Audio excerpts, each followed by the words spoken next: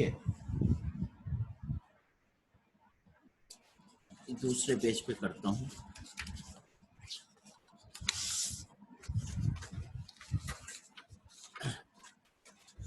देखो मान लेते हैं कि E1, E2, E3 के होने की प्रोबेबिलिटी जो है वो Q, R और S है। तो ओनली इवन अकर्स, ये होगा Q into 1 minus R into 1 minus S, ये अल्फा दिया है। फिर 1 minus Q into R into 1 minus S beta दिया हुआ है, and 1 minus Q into 1 minus R into S, ये गामा दिया हुआ है। और 1 minus Q into 1 minus R into 1 minus S जो है वो दिया है P। राइट बच्चों? Yes sir. Yes sir. Yes sir. अब हमें दिया हुआ है alpha minus 2 beta into P equal to alpha beta. तो अल्फा माइनस 2 बीटा, इसमें से 1 माइनस एस तो हो जाएगा बाहर और अंदर बचेगा Q into 1 minus R minus, मतलब देखो कुल मिला के मजदूरी के अलावा कुछ है नहीं इसमें, कोई इंटेलिजेंट क्वेश्चन नहीं है। हाँ लेकिन मजदूरी काफी करनी पड़ेगी। सर छोड़ दो, फिर एक बार करके देख लेंगे। ओके, देखो एक बार मैं इसको आइडिया देता हूँ कि ये जो दिखने में खतरनाक लग रहा है वो एक्चुअली काफी छोटा हो जाएगा। अल्फा इंटू बीटा हो जाएगा Q into 1 minus Q, R into 1 minus R into 1 minus S whole square. ये देखो ये कैंसिल हो गया, 1 माइनस Q कैंसिल, ये कैंसिल। तो अब ये सिर्फ Q और R में एक इक्वेशन बन गया। यहां से कितना आएगा, Q minus QR, Q minus QR minus 2R plus 2QR equal to QR। और यहां से देखो ये कैंसिल हो गया, Q इक्वल टू 2R आ गया। Yes sir. राइट बच्चों? ऐसे ही दूसरे वाले से भी कुछ S इक्वल टू समथिंग आ जाएगा। क्या हमसे पूछा गया है? Probability of occurrence of E1 bye probability of occurrence of E3, यानी कि हमसे Q पूछा गया। तो ये निकालना कोई अब बड़ी बात नहीं रह जाएगी बच्चों। ठीक है सर। ठीक है, ऐसे सिमिलर वो भी इक्वेशन बन जाएगा। ओके, और कुछ इस चैप्टर से पूछना है? सर एक चीज पूछनी है, जो सब्जेक्टिव का 5th क्वेश्चन है। हाँ, 5th। हाँ जी हाँ हाँ बेटे। सर, उसमें हम चाहते हैं कि जो पहले n-1 ड्रॉज हैं उनमें एक ही हाँ। साई। हाँ तो मतलब कि n-1 में से कोई भी हो सकता है, वो कोई भी ड्रॉ हो सकता है जिसमें ए साई। हाँ, तो हमें ठीक। n-1 C1 नहीं रहना चाहिए एक साथ में? सॉरी, मतलब n-1 में से कोई भी हो सकता है जिसमें ए साई। तो हमें n-1 में से कोई भी हो सकता है। मतलब n-1 में से कोई भी एक हमें चाहिए जिसमें हम एस डाल दें, जिसमें एस आ जाए। हाँ तो यही तो कर रहे हैं। हाँ, तो हमें पहले n-1 into C1 नहीं रहना चाहिए, n-1 C1। n-1 C1 क्या है? n-1 क्या है? ड्रॉज उससे पहले के, मतलब ड्रॉज कितने हैं वो? सॉरी कार्ड्स वो कार्ड्स। n-1 कार्ड्स में से। अच्छा ठीक है, सॉरी सर, ये मैं ड्रॉ समझ गया मैंने, सॉरी। हाँ हाँ हाँ, तब भी तो गलत है ना बेटे, जब 4 ही एस हैं तो n-1 में से 1 ड्रॉ करने का क्या मतलब हुआ? नहीं, मैं समझ रहा कि n नंबर ऑफ ड्रॉज हैं, उनमें से सर ये वो कह रहा था जैसे जिसमें ऑर्डर मैटर करता है प्रोबेबिलिटी का, वो वाला क्वेश्चन की बात कर रहा है। अच्छा अच्छा, ओके। ठीक है बेटे, और कुछ, क्योंकि एक्चुअली लाइट भी कट गई और इन्वर्टर चल रहा है। एक सेकेंड देखो कौन सी लाइट।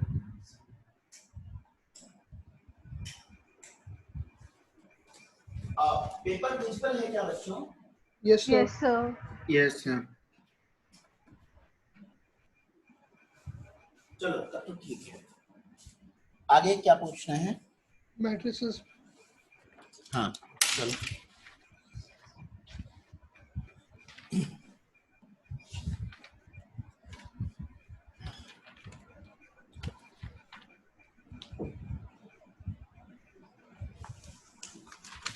हाँ बताओ। C1 पहले पहले पेज से A1 बेटे। C1 C1 ओके, C1 हाँ ओके। सी सेक्शन से और कोई doubt? No sir. No sir. Okay, C1 देखो,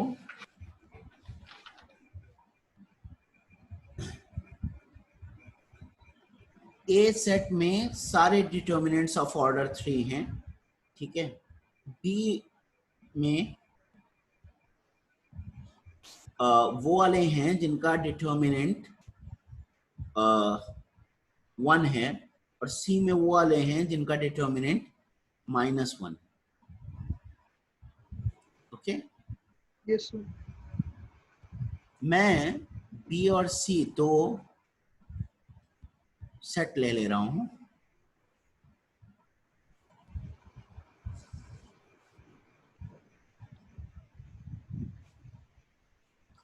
और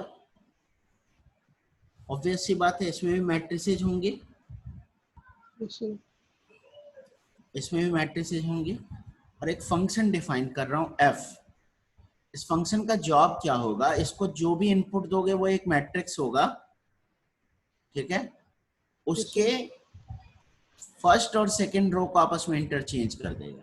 फर्स्ट मतलब R1 और R2 को आपस में इंटरचेंज कर देगा।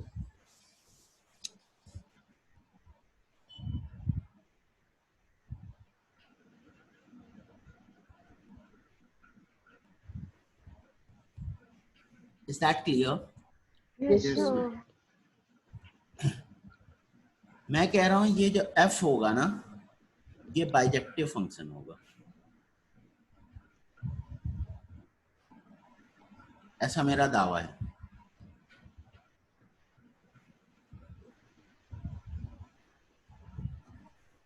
और अगर ये बाइजेक्टिव फंक्शन हुआ तो जितने एलिमेंट्स यहाँ पे हैं उतने ही एलिमेंट्स उतने ही यहाँ हैं। पे भी होंगे।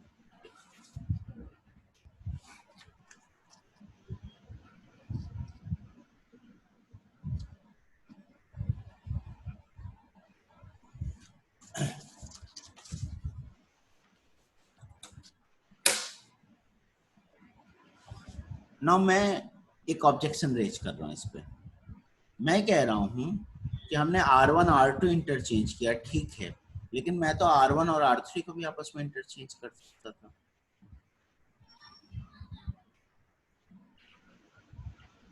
वो वाले ऑलरेडी कंसिडर ऑलरेडी हो चुके होंगे जो हम बाकी डिटर्मिनेंट्स लिखेंगे। नहीं मतलब कंसीडर हो चुके होंगे मतलब? बाकी डिटर्मिनेंट्स भी तो लिखेंगे ही जिसका डिटर्मिनेंट 1 होगा। हाँ उनमें वो वाली पॉसिबिलिटीज ऑलरेडी आ चुकी होंगी।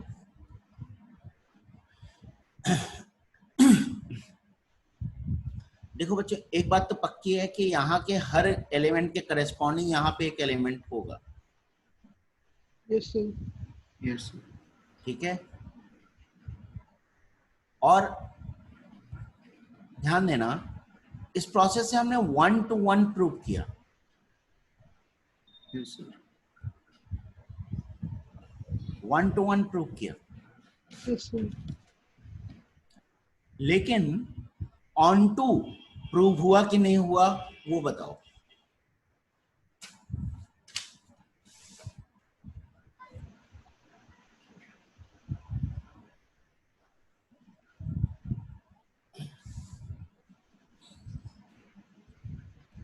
हो सकता है यहाँ पे कुछ एलिमेंट ऐसे बच जाएं जो यहाँ के किसी भी एलिमेंट के R1 और R2 का इंटरचेंज करने से यहाँ पे मैप ना हो। देखो अगर ये बाइजेक्टिव फंक्शन हो गया तब तो यहाँ पे नंबर ऑफ एलिमेंट्स, यहाँ पे नंबर ऑफ एलिमेंट्स बराबर होंगे। ये क्लियर है सभी को? Yes sir. इससे मेरा ये कहना है कि बाइजेक्टिव फंक्शन अभी तक प्रूव हुआ नहीं, 1 to 1 प्रूव हुआ। हर एलिमेंट के करस्पॉन्डिंग एक डिफरेंट एलिमेंट थे, यस सर। लेकिन ऑन टू नहीं प्रूव हुआ।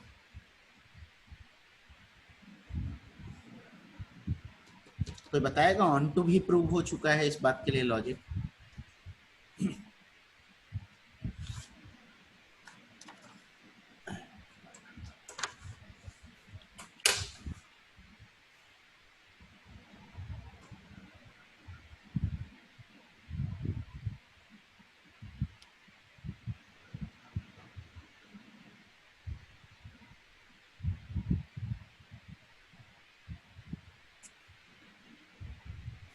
Anybody?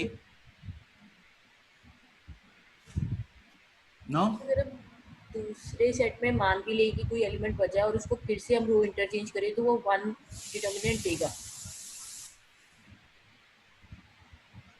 तुम सही कह रहे हो। ध्यान दो बच्चों, मैं कह रहा हूं ये बी और सी सेट्स हैं, ये 1 1 प्रूव हो गया। अब मैं एक फंक्शन डिफाइन करूं सी से बी में जी,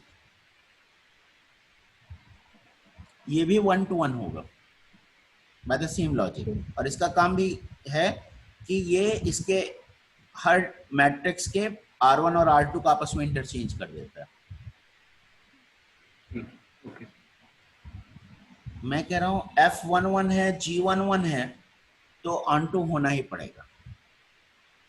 यस सर। तो बेटे दोनों में नंबर ऑफ एलिमेंट्स सेम होंगे।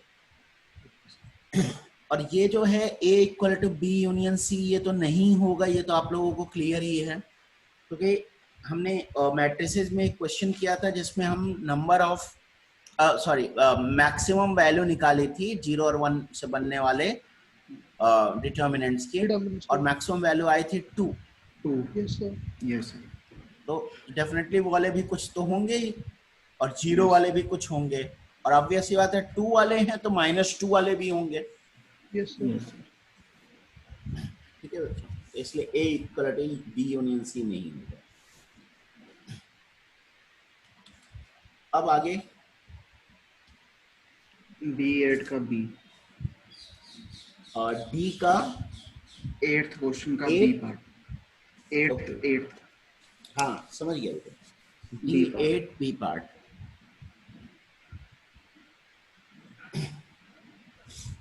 ये तो तुमने प्रूव कर ही लिया। ये ऊपर वाला हो गया सर। हाँ, इक्वल टू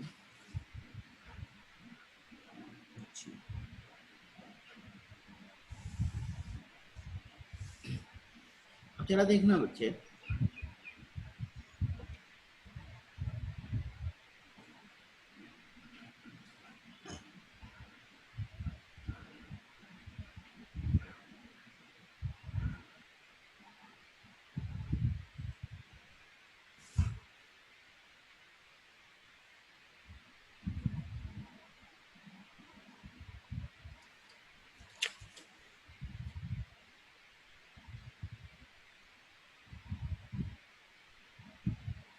ये लिखा हुआ है। हाँ,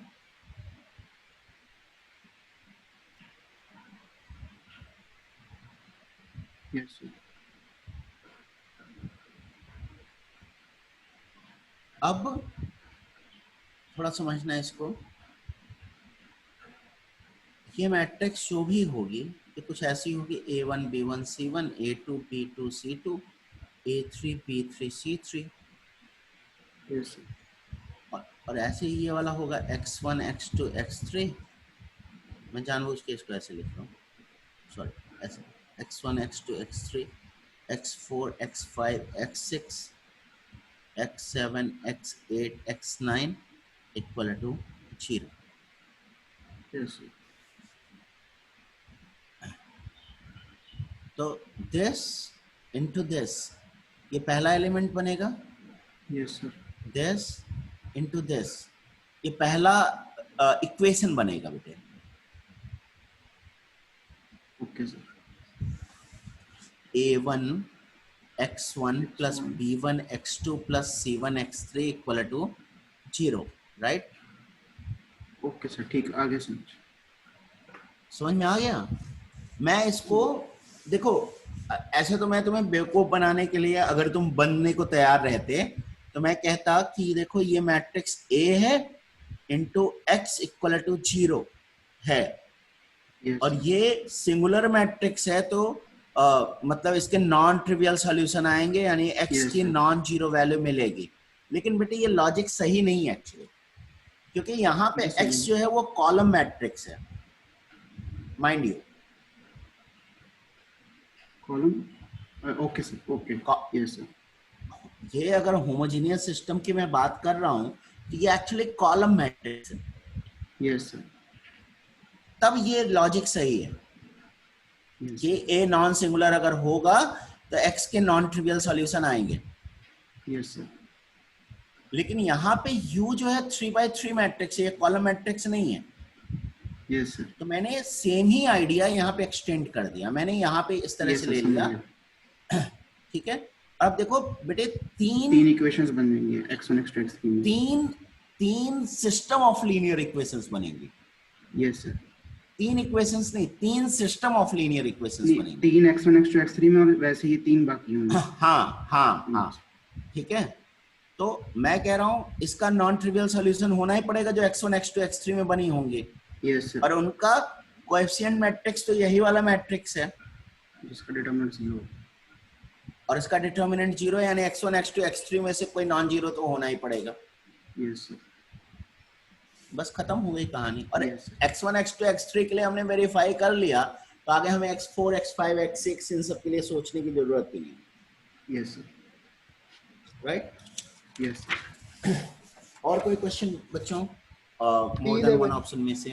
11 हाँ, एक सेकंड।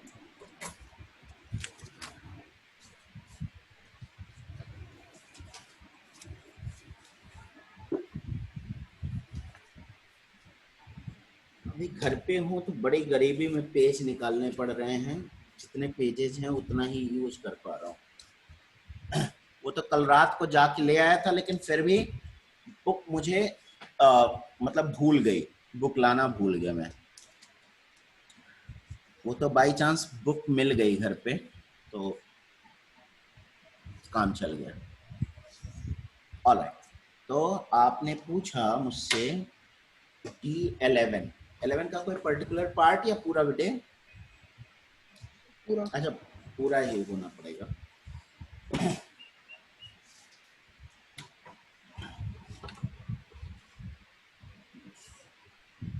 तो P एक मैट्रिक्स है, 3 -1 -2 2 0 अल्फा 3 -5 0, राइट?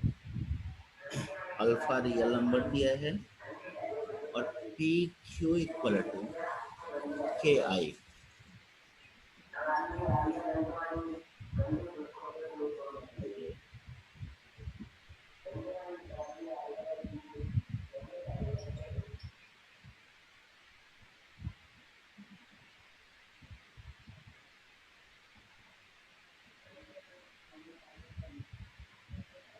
तो Q जो होगा वो K इंटू P इनवर्स हो जाएगा।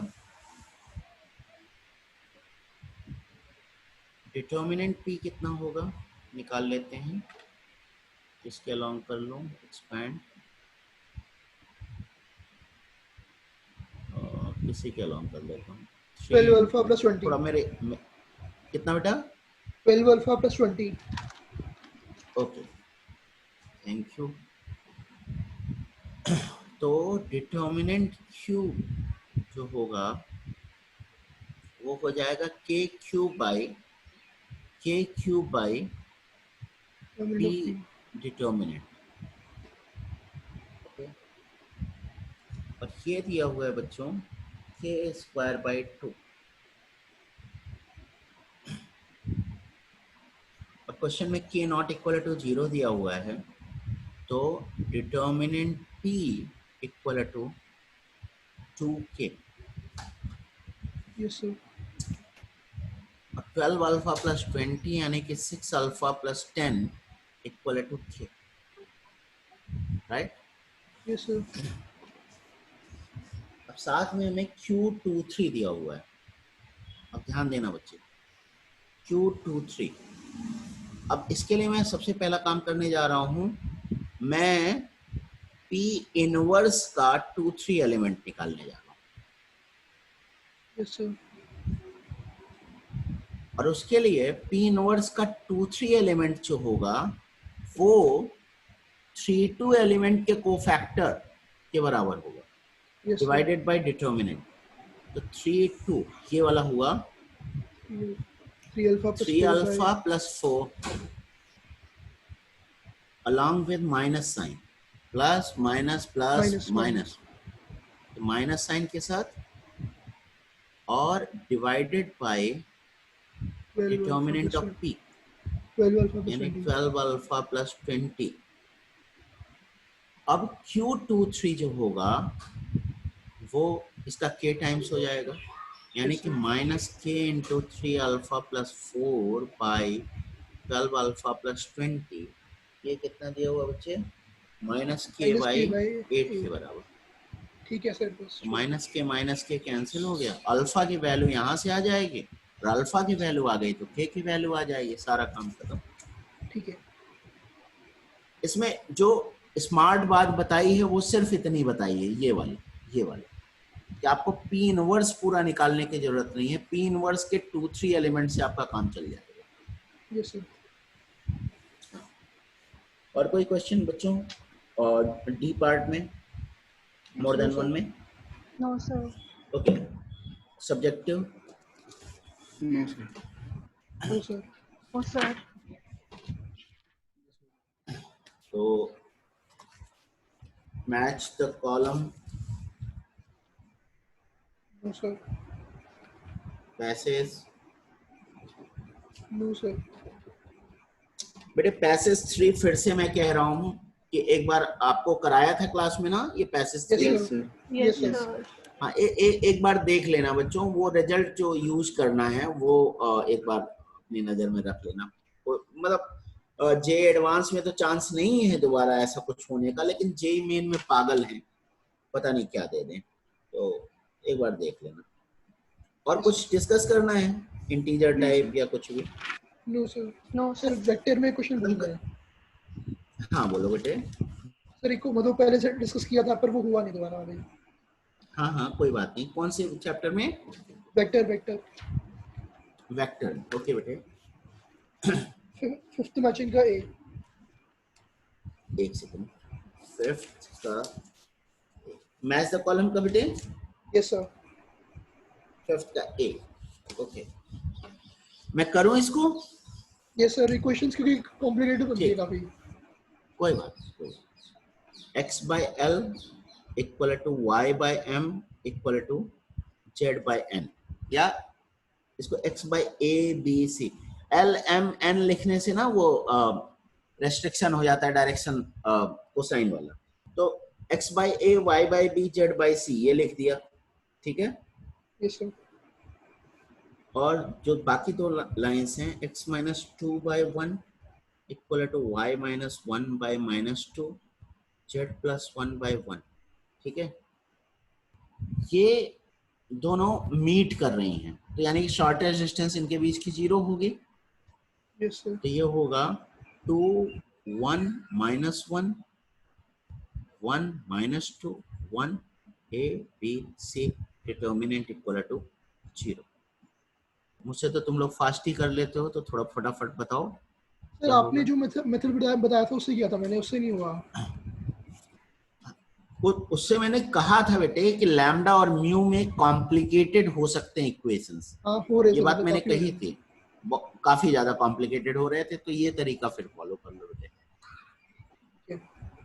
इसमें डबल मेहनत पड़ेगी नो डाउट, ठीक है, हाँ। लेकिन उसमें डबल मेहनत ना भी पढ़ के क्या होगी जब लैम्डा और म्यू की वैल्यू ही नहीं निकाल पा रहे हो, तो इतना Yes, कुछ sir. कॉम्प्लिकेटेड हो जा रहा है। तो ठीक है, ठीक है, ये तो कर लूंगा, फिर ट्राई कर लूंगा। हाँ तो ये कर लेना। और कुछ बच्चों? No sir. बच्चों वो वाहिद सर को मैंने पीएचडी के लिए बोल दिया है, ठीक है। वो उनके ऊपर भी काफी प्रेशर था बेटे, रिकॉर्ड नहीं कर पाए, तो उसको मैं करवाता हूँ। तो जो पीएनसी है सर वो आप रिकॉर्ड कर देना पीएनसी का, तो क्योंकि वो आपने पढ़ाया हुआ है। बेटे उसको जेई मेन के पहले तो जरूरत नहीं है, हाँ मतलब जब भी जब करना भी है। टाइम, हाँ देखना जेई मेन के बाद ही है, ठीक है। जेई मेन के पहले उसकी कोई जरूरत नहीं है। Okay sir. हाँ, और कोई चैप्टर डिस्कस करना है? ट्रिग्नोमेट्रिक फंक्शंस हो गया डिस्कस, कॉम्प्लेक्स नंबर हो गया, क्वाड्रेटिक हो गया, परम्यूटेशन एंड कॉम्बिनेशन बचा है, सीक्वेंस एंड सीरीज हो गया, yes sir. Straight line, pair of straight line, circle, conic section, function, limits, continuity, differentiability, differentiation. तो ये दो चैप्टर रह गए, मतलब permutation and combination, binomial theorem, right. Yes sir. फिर प्रॉपर्टीज ऑफ ट्राइंगल रह गया। इनवर्स ट्रिग्नोमेट्रिक फंक्शन में से मेरे ख्याल से कुछ पूछना ही नहीं होगा, या हो भी गया है? सर हो भी गया। हो चुका है। Okay okay, matrix and determinant हो गया, एप्लीकेशन ऑफ डेरिवेटिव हो गया, इंडेफिनिट इंटीग्रल हो गया, definite integral and applications of integral हो गया, डिफरेंशियल इक्वेशन हो गया, वेक्टर प्रोबेबिलिटी हो गया। तो मतलब अब वही चैप्टर्स बचे हैं जिनमें तुम लोगों को अच्छी प्रैक्टिस नहीं कराई गई है या ढंग से कंप्लीट नहीं किया अभी गया। नहीं। हाँ, काइंड ऑफ कह सकते हो, बिल्कुल। तो चलो मैं इसका वो करवाता हूँ। और तुम लोग कुछ और बुक से प्रैक्टिस कर रहे हो, संगेज या कुछ भी? संगेज की डिस्कशन कर लो। संगीत से किया। हाँ कर लेते हैं, तुम लोग बताओ कब करना चाहते हो? कौन कौन कर रहा है? कीर्ति कर रही है, यस मैं मैं सर। कर रहा हूँ संगेज, तो बिस्मन आप कर रहे हो बेटे? सर, हम तीनों कर रहे हैं मतलब। अच्छा अच्छा, जसकीरत? जसकीरत है तो? सर हाँ सर, कुछ चैप्टर्स हाँ, किए हैं सर, हाँ। मतलब रैंडम थोड़ा सा अगर तुम तीनों चारों कोऑर्डिनेशन कर लो आपस में, तो हम इसको सिस्टमेटाइज कर लें। Yes sir. तो तुम लोग ही डिसाइड करके मुझसे, कीर्ति आप कंसल्ट करके आप मुझे बता देना किस चैप्टर का डिस्कशन होगा, कब होगा। ठीक है सर।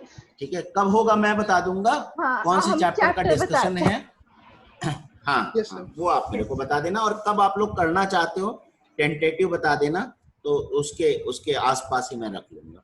ठीक है सर। ठीक है, ओके सर। ओके ठीक है, sir. Okay okay, bye bye. Thank you. Yes.